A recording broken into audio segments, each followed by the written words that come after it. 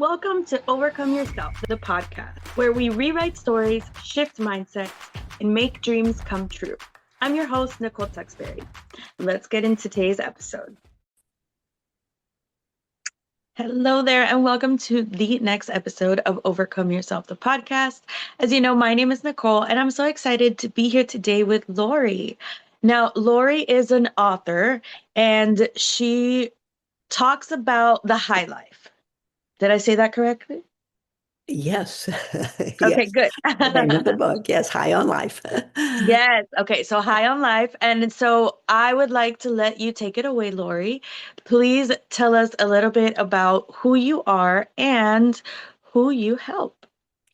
Okay, be happy to. So my name is Lori Kleiner Eckert, and I have been in the motivation field for over 30 years. And my new book, High on Life, is actually my fifth book. It just was published in September by Bancroft Press. I have, let's see. So I like to say that I am a cheerleader, or I work as a cheerleader, and that I say life is difficult, but you can handle it. And I talk about, I have some recurring topics that are just exactly perfect for your podcast. One of them being how to reinvent yourself, another being self-care, which we all need to talk about, and so forth. So let's see. I worked as a motivational speaker for 10 years, and I illustrated my talk back then with quilts that had words and symbols pieced into the design, so very unique. Um, But in every case, when I was telling my audience about the quilt, or now the writing that I do, I'm telling the stories of my life, hoping that you can glean life lessons from them. So that has always been my MO. That's my MO in my artwork. It's my MO across 5 books that I've written. And currently, I write a blog on my website, which is lorikleinereckert.com. And it goes out twice a month. I write 2 stories a month, but they're always a slice of life story. They're always have some life lessons tucked in there. And if you subscribe to my blog, you hear from me twice a month. So my subscribers just heard from me today. You hear from me on the second and the fourth Tuesday of the month. And Nice. today they got a story about me finding a treasure chest in my basement. So it's just, I found, there's a desk down there that has 3 drawers in it. And I see this desk all the time, but what's in the drawers? I hadn't looked. And we all probably have a treasure chest with 3 drawers that we haven't opened in a long time. So what's in there? And so, as it turned out, there were treasures, meaning life lessons in each one.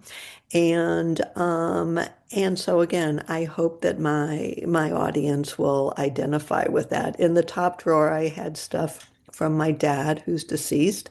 In the middle drawer, I had stuff from my significant other, who's also deceased. And the bottom drawer was folders from all kinds of trips that I've taken, which I can hardly even remember that I took all those trips. There were 18 or 17 or 18 folders. All of that was pre-pandemic.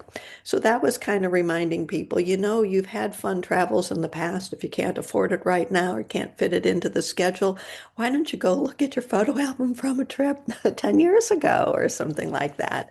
So so as I tell the stories of my life, I hope other people will glean life lessons. So your theme, so that's who I am, and who I try to help is everyone. An author is not allowed to say that his or her book is for everyone, but I really think mine is. So High on Life has 36 stories. So even if you're not a big reader, you can enjoy High on Life, because each story is 2 or 3 pages long. So everyone goes to the bathroom, take it with you to the bathroom.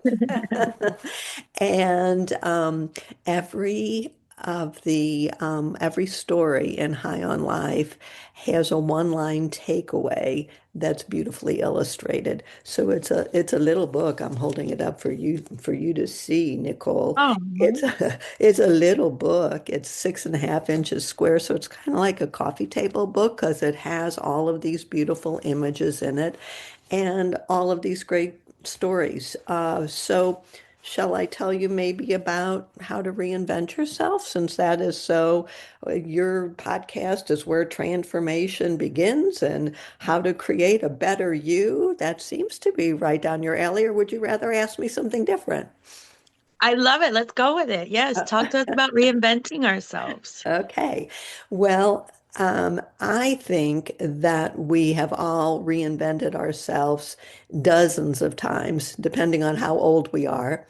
And so I want people to recognize places where they have reinvented themselves so that they know, oh, I've done this before, I can do it again. So we reinvent ourselves when we graduate from high school, when we graduate from college, when we enter a relationship, when we break up with someone, when we get married, when we get divorced, when we have children, when we get our first job or our second job or our third job. Every time we're reinventing ourselves. So there's happy reinventions like graduating, and there's sad ones like breaking up with someone, getting fired from a job, flunking a class. But the same rules hold true for both. And even if we're talking about a happy reinvention, such as a college degree, wow, that's big time, you know. Well, first of all, when you get the college degree, you think you're there, when in reality, you're just at square one on the next journey. You've reached one journey, you've ended one journey, but another one is just starting. But even if it's a happy reinvention, like after graduating from college, what do you do with that degree? So there was a Broadway musical that I'm going to draw a blank on its name, Avenue Q. And the opening line of Avenue Q is a guy coming on stage saying, I just got a degree in English, and waving the piece of paper in the air.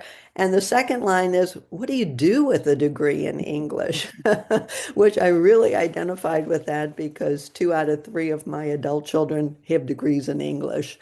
And what do you do with it? My son went on to to get a master's in secondary English education, and when that didn't quite pay enough to raise a family, he became an attorney. So that's what he did with Wow. college with a degree in English. Anyway, so even then, you've got a degree, but what do you do with it? You have to work to get to the next place.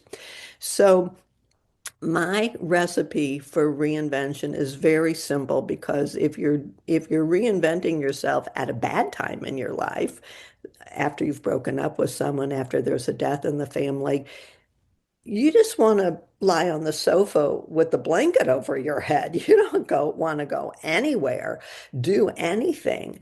So especially when you're in a reinvention after something awful, it helps that my recipe only has 2 steps to make it really easy.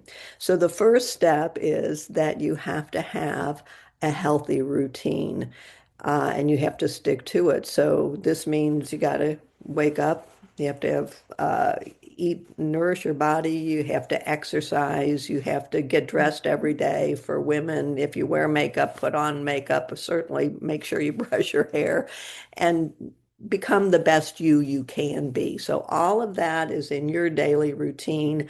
I can't tell you what that is, but you know what you do on a daily basis when things are working for you. And you have to replicate that every single day. That's a stiff order, but you got to do it.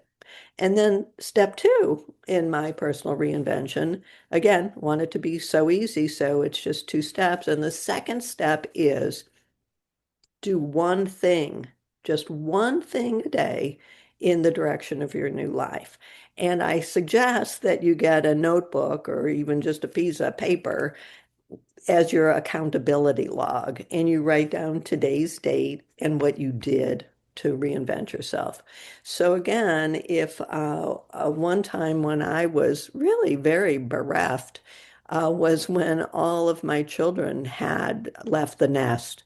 And sincerely, Nicole, the silence in the house was heavy.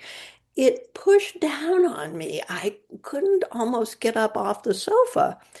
And I was beside myself. I had been a mom for so many years. What was I supposed to do? Well, I was supposed to take one step a day toward my new life. So I got up off the sofa and I looked up volunteermatch.com online to find out what volunteer opportunities existed for me. And that was it, though. I only had to do one thing. I had to find volunteermatch.com. I didn't have to then call three people or anything like that. I just had to do one thing.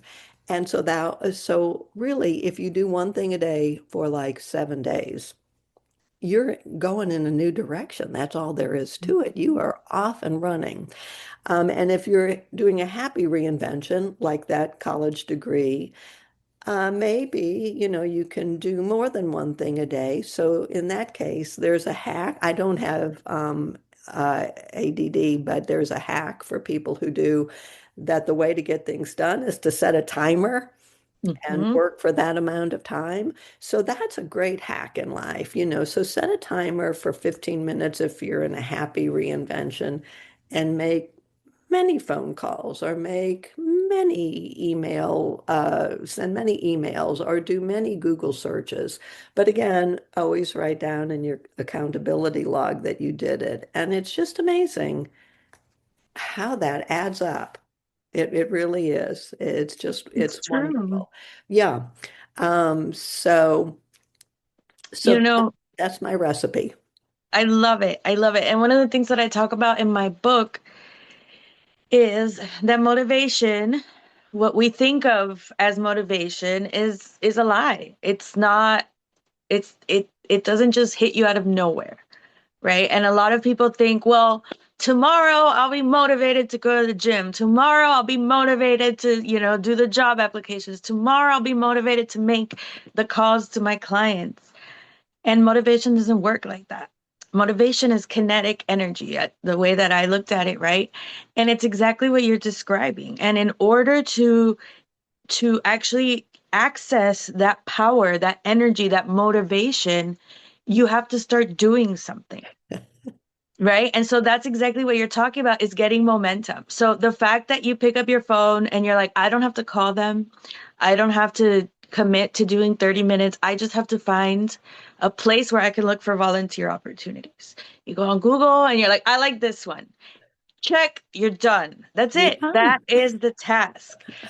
Um, but then now tomorrow, you're like, well, I already have the phone number, so why don't I just call them up and see what's going on? Right? Or now that I have the website, why don't I look for the phone number today and tomorrow I'll give them a call? Um, and a really important part of my journey was being able to learn how to see and appreciate those things because I would do those things and then not give myself credit, right? Yes. Because you're like, I haven't done anything. So another thing I talk about was catching myself saying, I didn't do anything today. I didn't do anything today. I would sit down for 8 hours at my computer, typing out my book, editing, taking stuff out, moving stuff around, making graphics. I'd be like, I didn't do anything today. And it wasn't until I was able to like put a stop to that and be like, wait a second. Why don't we look at the small, tiny steps? Because it's not about, like winning the Super Bowl. It's about am I doing the fundamentals that'll help me get there and help me win, right? And Oh, so definitely. gratitude. I'm bringing it all back around to gratitude because gratitude is like, my big thing. Um, I had to learn how to practice. I had to relearn, right? Because we, like you said, um, we can fall off track and we got to get back on. And so practicing gratitude and sitting down and being like, well, I'm grateful that I found a place to volunteer today. Um, I'm grateful that I was able to get up off the couch and brush my teeth and go on Google. And now I feel accomplished because I don't have ice cream on my shirt anymore. Yeah, I yeah. love. So I want you to tell me what part in what you do gratitude plays. Like, did you find that to be an important part of this whole process? Oh, definitely. And I have to say about your exam, I loved all of the examples you gave because they were teeny tiny steps. Those are great. Take Yes. them. And they add up. There's a Mhm. story in the book that's called A Little Bit Plus a Little Bit Equals a Whole Lot. And so they add up, over time. But as for gratitude, oh yes. But I like the spin you put on it, that you're grateful for the things that you accomplish. I don't do one of my lessons in life is to learn self-acceptance and self-love. So I'm going to Yes. learn from you, and I'm going to say, not only am I grateful that all of this happened, but some of it I made happen or whatever. I'm going to try and claim some of it. But there's a story in High on Life called, again, so I'm telling the stories of my life so that others can glean Mhm. life lessons so that they can see this applies to them too. And it's called 30 Things to Be Grateful For at my granddaughter's soccer game. Okay. So Mhm. one of the things, which reminds me of your shirt without ice cream on it, one of the things that I was grateful for that day was that some other grandma had her shirt on inside out, Nicole, but it wasn't me. And there were just 30 things. I found a parking place at the park. It was a really hot day. None of the little kids passed out from the heat. My daughter came to watch her daughter play, so I got to talk to my daughter. My son-in-law is the coach. I'm grateful that he has a life that allows him to do such a thing. I had 30 things to be grateful for sitting for 40 minutes at a soccer game. And then the one line takeaway, because the book has all these one line takeaways, is there is always something to be grateful for, always. And we used to do that with our kids at night, when they were little, a spin on gratitude. What was your happiest thing of the day? Just to remind them that there were happy things. And sometimes the most famous answer, again, which is a story in High on Life, but the most famous answer was from my daughter Shayna, who said her happiest thing of the day was chicken and corn. So that was her way of saying chicken. But anyway, chicken and corn. Well, amen. Did we stop to think? I had oatmeal this morning for breakfast. It happened to be really pretty yummy.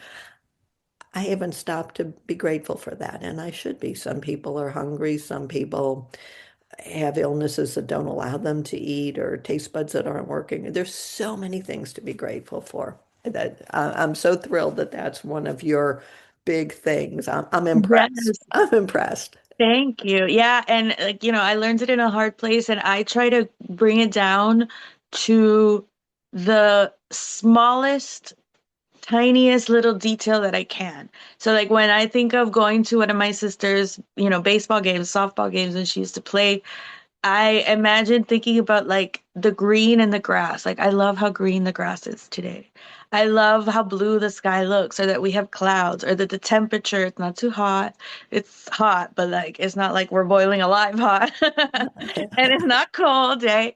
And so trying to bring it down to like even if I don't have anything, if it's not something on me, like what? Because when I had miscarried my baby and I had to grab onto something and I was like, am I just gonna rot away here and just go with her or am I gonna live? And so I had to find anything to just grab onto and be like, start crawling back up. And so that's those tiny, like even I like to say, even like just being grateful for the perfect combination of gases that allows us to breathe.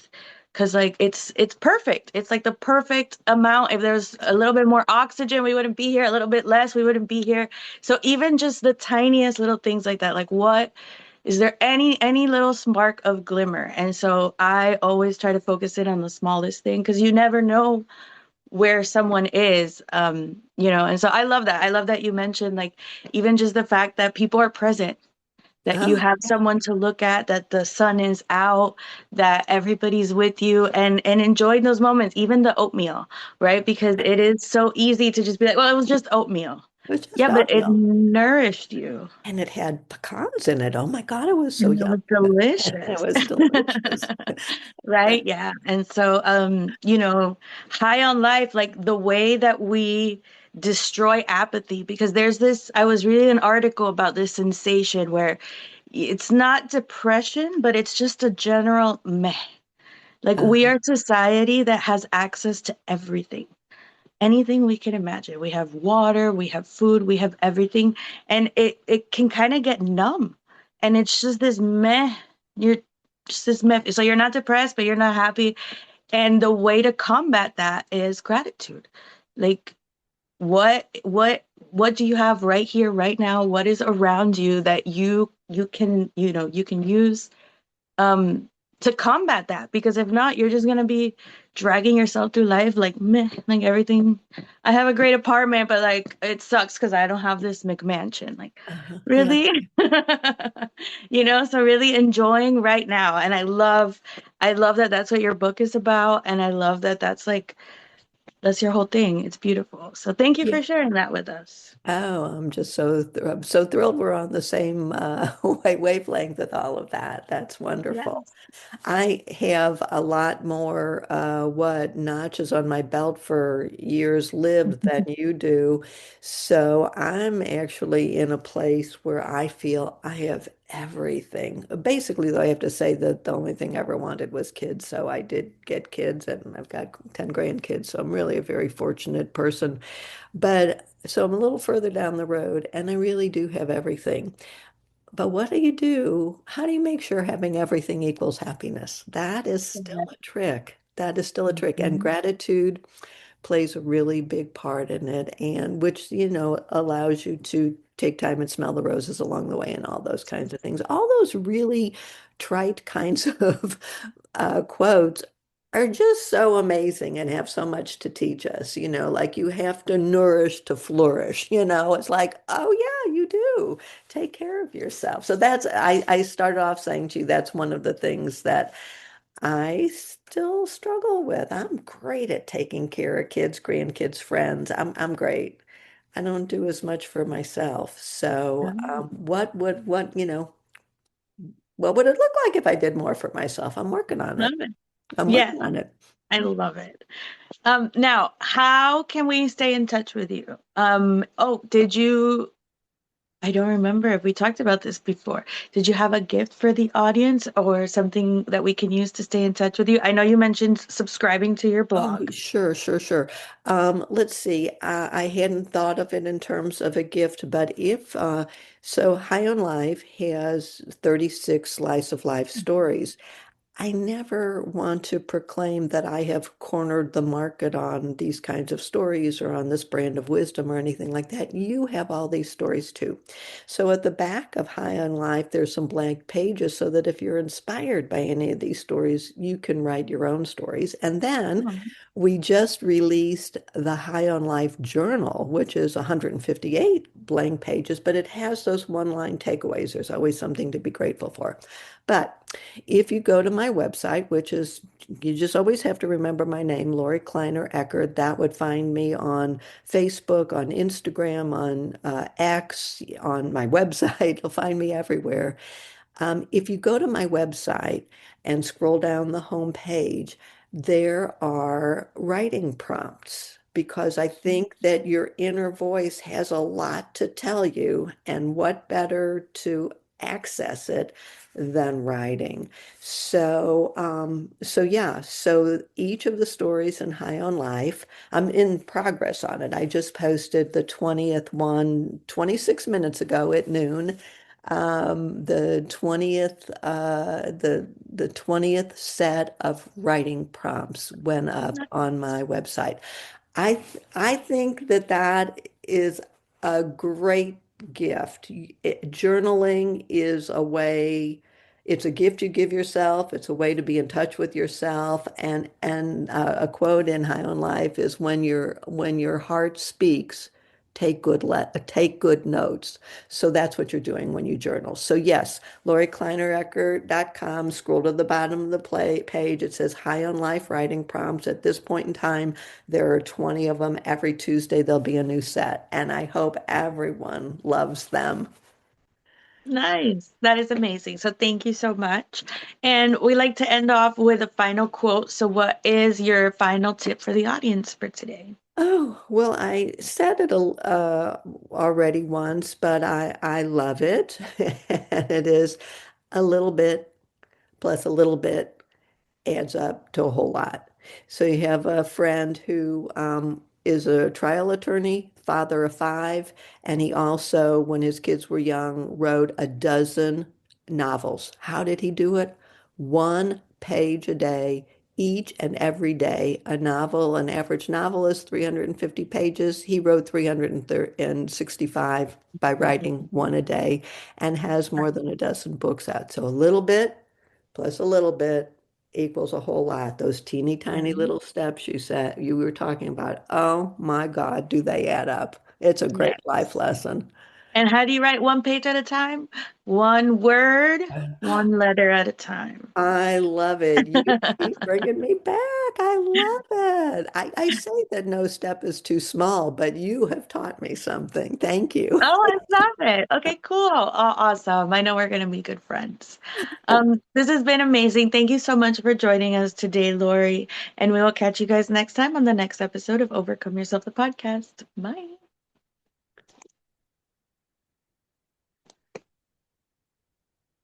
Thanks again for tuning in to Overcome Yourself, the podcast. Stay bold, stay grateful, and keep becoming your best you. For more information and resources from me, Nicole, head over to nicoletexberry.com/resources.